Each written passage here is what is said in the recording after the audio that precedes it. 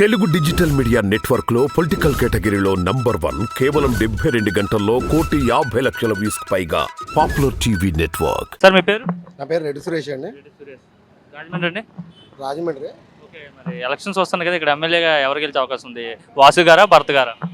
ఇప్పుడైతే ఇక్కడ రాజమండ్రిలో మునుపెన్నడూ జరగలేని అభివృద్ధి అయితే ఇక్కడ కనబడుతుంది కాబట్టి నా పరంగా చెప్పడం అంటే భరత్ గారే ఖచ్చితంగా నెగ్గుతారని ఆలోచనలో ఉన్నాయి. ఎందుకంటే ఈరోజు ఏదైనా రాజమండ్రిలో ఇప్పటి వరకు కూడా ఎక్కడ కూడా అభివృద్ధి అన్నది ఇంతవరకు ఏ నియోజకవర్గంలో చూసుకున్నా ఈరోజు ఇక్కడ పార్కులు కానీ అలాగే మోరంపూడి ఫ్లైఓవర్ కానీ ఇలాగా ఈరోజు చూసుకుంటే ప్రతిదీ కూడా అంటే డెవలప్మెంట్ ఎలా చేయాలి ఏంటి అన్నది ఈ అభివృద్ధి చేసి చూపెట్టారని చెప్పుకోవాలి. ఇప్పుడు దండి మార్చ్ కానీ అలాగే మన గ్లో గార్డెన్ కానీ ఇలా చెప్పుకుంటూ పోతే చాలా ఉన్నాయి. అంటే రోడ్లు కూడా ఈరోజు చాలా మటుకు డెవలప్ అవుతున్నాయని చెప్పుకోవాలి.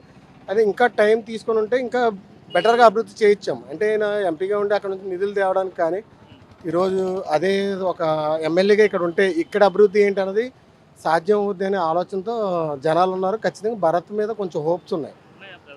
ఖచ్చితంగా అంటే ఇక్కడ గతంలో అంటే ఆయన ఎంపీగా గాలిలో గెలిచేశాడు. రాజమండ్రి అనేది టీడీపీ కంచు కూడా అంత గాలిలో కూడా ఆయన ఇక్కడ టీడీపీ వ్యతిరేకంగా గెలిచింది, ఇక్కడ వైసీపీ వ్యతిరేకంగా టీడీపీ నెక్కింది.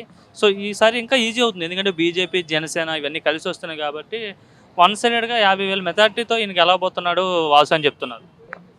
అది ఈరోజు అంటే ఇక్కడ ఎవరైనా కానీ ఇప్పుడు ప్రజలకు కావాల్సింది ఇప్పుడు ఆయన ఆల్రెడీ అధికారంగా ఇప్పుడు నెగ్గే ఉన్నారు. ఆయన వాసు గారు ఏదైతే ఉన్నారో వాళ్ళ భవానీ గారు ఈరోజు ఎమ్మెల్యేగా ఉన్నారు. ప్రతిపక్షంలో ఉండి పోరాడాల్సిన చాలా శక్తి కూడా వాళ్ళకు ఉంది ఖచ్చితంగా.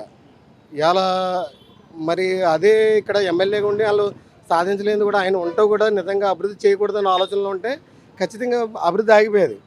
ఇంకా అభివృద్ధి జరగాలంటే ఖచ్చితంగా ఇప్పుడు ఈరోజు ఇక్కడ ఇండస్ట్రీ ఏదైనా పెట్టాలన్నా ఇంకోటి ఏమైనా అభివృద్ధి జరగాలనుకుంటే కొంచెం భరత్ గారి మీద కొంచెం హోప్ అయితే ఉంది. అంటే జనాల్లో కొంత యూత్ అయితే ఈరోజు కొంచెం భరత్ గారి మీద కొంచెం ప్రజల్లో తిరగడు అని చెప్తుంటారు. భరత్ గారు అసలు ప్రజలకు అందుబాటులో ఉండడని చెప్తున్నారు. ఎవరైనా ఇప్పుడు ఏ నాయకుడైనా తిరగడం అనే కానీ మన అక్కడ ఉన్న కార్యకర్తలు కానీ ఎవరైనా ఈయన అందుబాటులో లేకపోయినా ఎవరినైనా కొంచెం తీసుకొని వాళ్ళకి అందరికి అటాచ్ చేసి చాలా సమస్యలు పరిష్కరించడానికి గుడ్ మార్నింగ్ రాజమండ్రి పెట్టారు. అలాగే ప్రజలు రచ్చబండ కానీ ఈ కార్యక్రమాలన్నీ అనేక కార్యక్రమాలు కూడా చేస్తున్నారు. కాబట్టి మరి ప్రజల దృష్టిలోకి చాలా మటుకు సమస్యలు అయితే తీరాయి. అంటే ఇప్పుడు ఏదైతే ఉందో సచివాలయ వ్యవస్థ కానీ అలాగే వాలంటరీ వ్యవస్థ కానీ మ్యాక్సిమం ప్రజలకి చేరువలో ఉన్నాయి. ఇక్కడ మెయిన్ ఈరోజు పెన్షన్ తీసుకునే వాళ్ళు కూడా వాళ్ళ దగ్గరికి వెళ్ళి పెన్షన్ ఇస్తున్నారు.